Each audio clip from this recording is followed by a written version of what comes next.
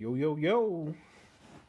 Here we are back with another unboxing. I'm sure you guys have seen these before. They're in outlets everywhere.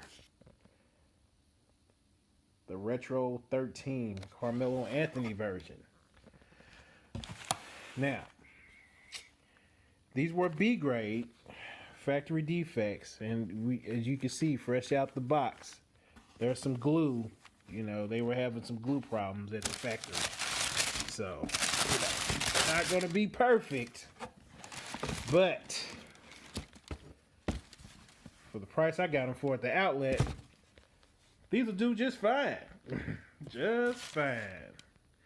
But what these were a Carmelo Anthony drop from Jordan brand. These were supposed to be his alma mater colors from his high school, Oak Hill.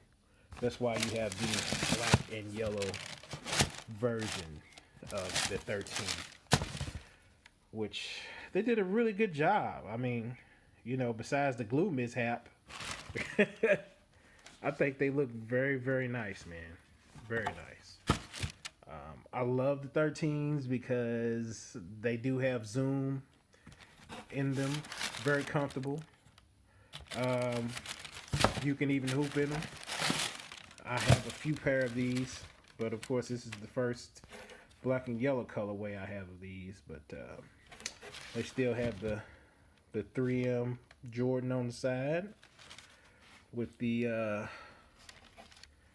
I guess you want to call it panther paw print with the red Jordan on the toe or on the tongue, and this is synthetic leather.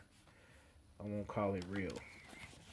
It doesn't pass the sniff test on the real leather. So even though this fake leather is, you know, it's getting kind of tricky. If they want to fool you, they can.